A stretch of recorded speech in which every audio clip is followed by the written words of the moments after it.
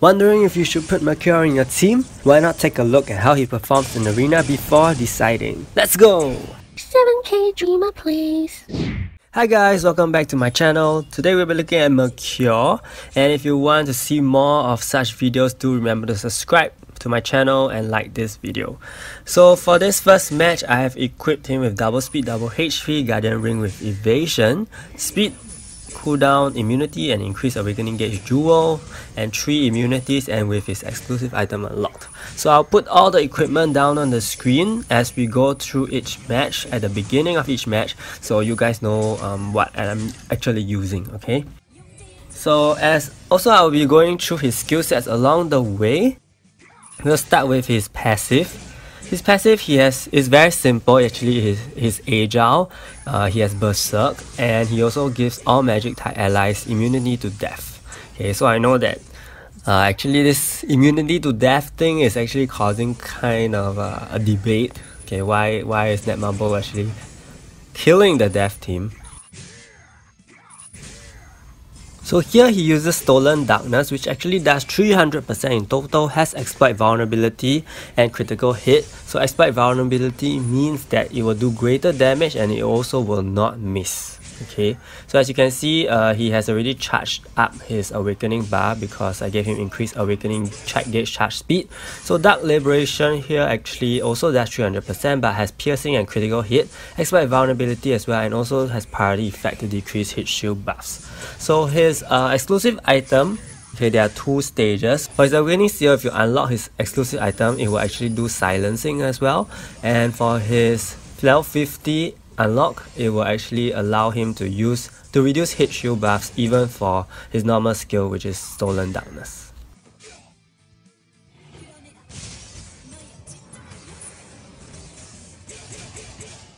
So as you can see, the opponent is using his Dark Liberation and it does a lot of damage. Okay, and now my Mercure is using Restricted Experiment. I'm going to explain what explosion damage is all about immediately. Explosion damage is a type of fixed damage that is dealt when there is a dead enemy on the field. So 2000 damage is inflicted on the enemy team if there is at least 1 dead enemy. For every additional dead enemy, 1000 damage is added. So as you can see in this freeze frame, there are 2 enemies that have fallen in the opponent team, so a total of 3000 damage is dealt, and you can confirm this at the top right hand corner above the enemy Mercure. Okay, following that, each dead enemy can be exploded twice, which means they are taken into consideration for only 2 times, after which they will be eliminated and the game will no longer take them into account when calculating how much explosion damage to inflict. So this actually acts as a cap so that Mercure won't be doing thousands and thousands of fixed damage. So you can see that even Stolen Darkness hits pretty hard. And this is all due to the exploit vulnerability because it actually negates Paladin's agility. Okay.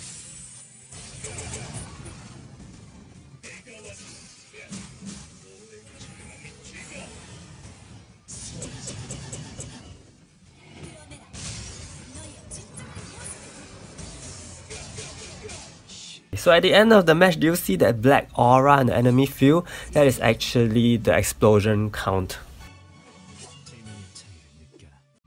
So right now over here, I'm actually changing up my duo to giving Mercure lethal. So we're going to look at how this affects the match, okay? And it does have an effect. So I basically removed the lethal off my card and gave it to Mercure.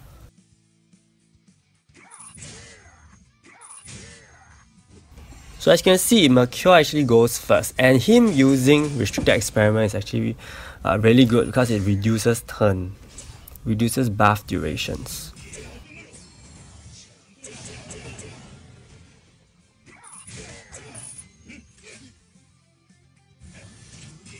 So over here I get another reduced buff duration, and it's very amazing because with Mercure and Cow reducing Amelia's debuff immunity completely, I can easily burn the opponent.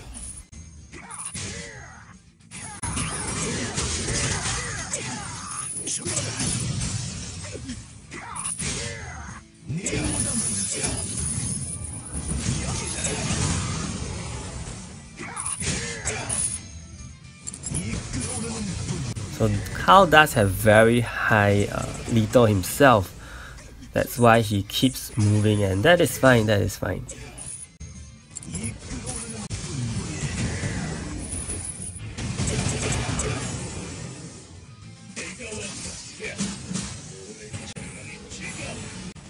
Some people will be asking if Sylvester is actually still relevant, and I would say so far yes, he is still very much relevant from what I've been testing out. Him and Mercure, they work differently, but they can exist in the same field.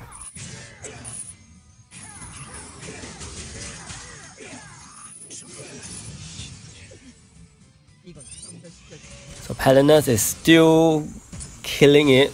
Okay, this very timely awakened skill manages to reduce the berserk of opponent Sylvester.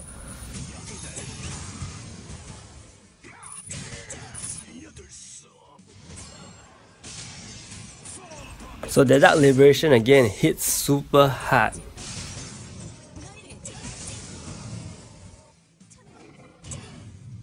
And now I'm using Restricted Experiment to do explosive damage, but unfortunately I'm unable to touch Rin, and I do about 1808 damage on Palinus herself. I'm unsure how to get that calculation totally, because I was thinking maybe it's affected by her 15% passive, but I can't get the calculation right, so I'm not too sure how I get 1808. And there are 3 fallen enemies on the opponent's side of the field. So yeah, Mercure actually is not a hero that will live to the end of the match, okay, as much as we like him to. His berserk once gone is going to be... he will be subjected to how fast his berserk ends. Okay, and here we go with Palinus' one-on-one.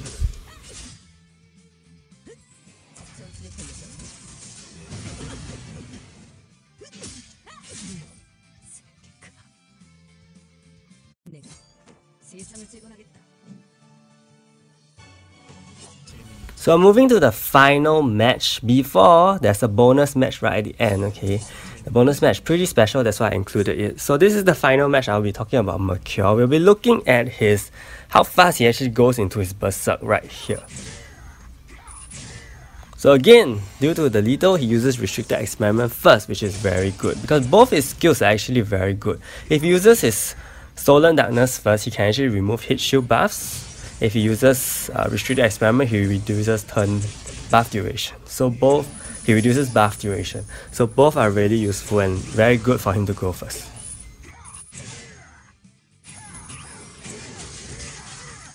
So do note that he has agility, so the best accessory would be to give him the Guardian Ring.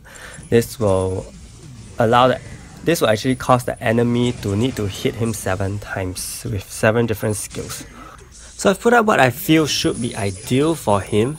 So definitely the Guardian Ring and also these 2 leaders and Isabella accessories that I think are gonna be super good on him. The Isabella's Evil Eye, and I'm not quite sure what the other one is. Loyalty, okay, maybe. And for his jewels, I think cooldown immunity or increased awakening gauge will both work really well, and you can also give him debuff cast rate trait so that he can inflict his silence better.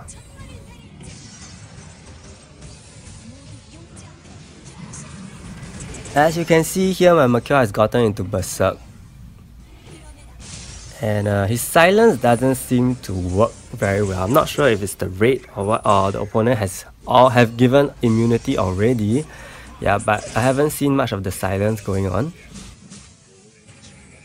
Sometimes you will face your Mercure going into berserk really early. Like in this case, my Mercure is already down to two turns left for his berserk, and that is because he doesn't have piercing nullification, unlike Sylvester. So he really takes all damage, okay, once his void shields are gone.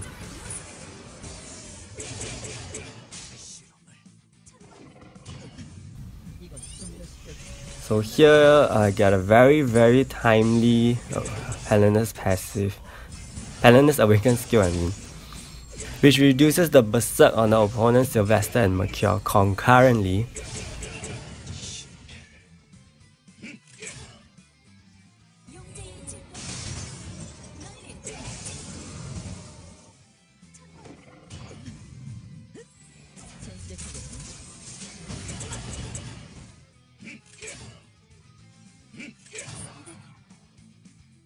Okay, so yep, I basically reviewed most of the parts of Mercure. So this is the bonus match. I placed it as a bonus match because I see a Tio, and the Tio actually outlasted the whole team.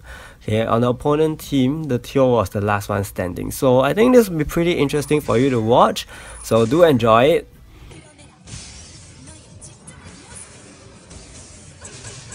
What I do want to bring to your attention is that you have to notice Tio's Nullify block and how it actually kills Palinus so fast. That is something that I really want to show you guys.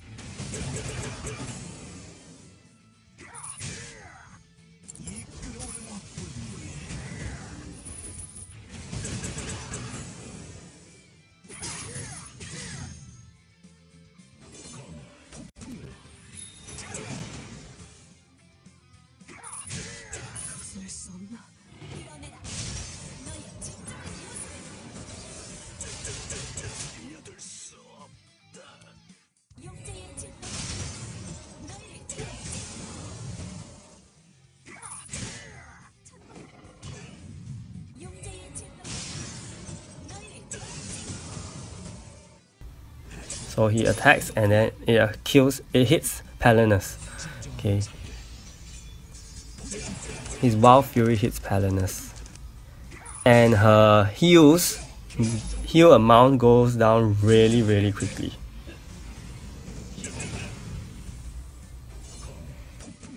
He puts back nullification, block nullification on my whole team again.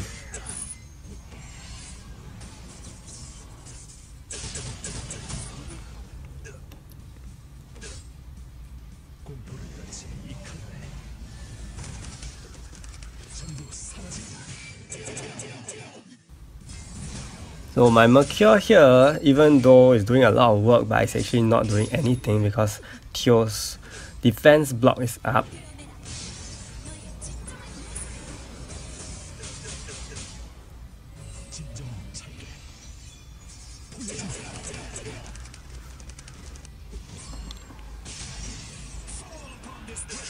And thank goodness I silenced the Tio over here.